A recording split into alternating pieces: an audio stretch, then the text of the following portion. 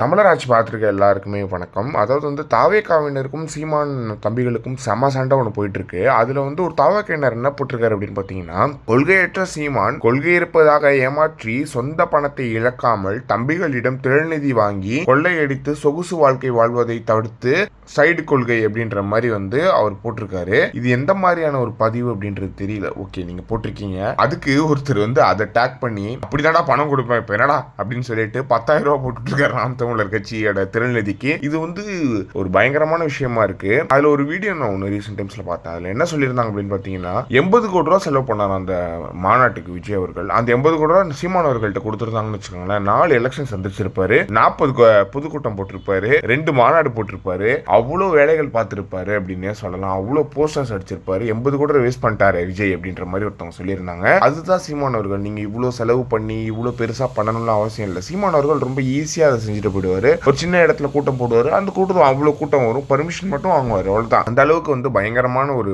Mass இருக்கு சீமான் அவர்கள் கிட்ட அப்படின்றது ஒண்ணு இருக்கு. விஜய் அரசியல் சீமான் ஒண்ணுமே இல்லைன்னு சொன்னதெல்லாம் போய் தென்காசியில நெத்தி கூட்டம் நடத்த சொன்னா மாநாடு நடத்தியிருந்தாரு சீமான் அவர்கள். எல்லா இடத்துக்கு போனாலும் அவ்வளவு கூட்டம் வருது சீமான் அவர்களை பாக்குறதுக்கு, அவர் பேசுறதை கேட்கறதுக்கு. அது மட்டும் இல்லாம விக்னேஷ்குமார் அப்படின்ற ஒரு ட்விட்டர்ல ஒருத்தர் போட்டிருக்காரு, நான் சீமானுக்கு ஓட்டு போடுவோன்னு சொன்னதும் தளபதி ஃபேன்ஸா இருந்த இப்போ பொலிட்டிக்கல் பார்ட்டி தொண்டர்களா மாறினவங்க எல்லாருமே நான் அசிங்கமா திட்டும் போது தான் தெரியுது எவ்வளவு கரெக்ட் டிசிஷன் அப்படின்னு சொல்லிட்டு தெளிவா சொல்றேன். நான் எப்பயுமே தளபதி ஃபேன் தான், ஆனா தளபதி பாலிடிக்ஸ் போனது எனக்கு சுத்தமா பிடிக்கல டாட் அப்படின்ற மாதிரி போட்டிருக்காரு. அதே மாதிரி சொந்த தாமரை செல்வன் சொல்லும் போது, இன்ஸ்டாகிராம்ல தினமும் பார்க்கிறேன் அத்தனை கேவலமான அவதூறுகள், அண்ணன் மீது தொடர்ச்சியான தனிமனித தாக்குதல்கள், புற்றறிசல் போல வெறுப்பு பரப்புரிகள், இது எதுவுமே எங்கள் அரசியலையோ இலக்கையோ பாதிக்காது அப்படின்னு சொல்லிட்டு ரிசால்வ் ஸ்ட்ராங்கர் தென் திஸ், நீங்களும் தைரியமாக இருங்கள், சேர்ந்து எதிர்கொள்வோம் அப்படின்ற மாதிரி போட்டிருக்காங்க. ஏன்னா நீங்க சின்ன பசங்க, அவங்கெல்லாம் கிட்டத்தட்ட 16 வருஷம் அரசியல்ல இருக்காங்க, அவ்வளவு விஷயங்களை பார்த்திருக்காங்க, அவ்வளவு கைதுகளை பார்த்திருக்காங்கன்றது இருக்கு. உங்களோட சீனியாரிட்டி அவங்க கொள்கை ரீதியா ரொம்ப ஸ்ட்ராங்கா நிக்கிறாங்க. சீமான் அவர்கள் கிட்ட என்ன ஸ்ட்ராங்கான விஷயம் கேட்டீங்கன்னா கொள்கை தான். அதுக்கப்புறம் யாருமே அப்படி ஒரு கொள்கையை பேசல அப்படின்றது ஒண்ணு இருக்கு. ரஜினிகாந்த்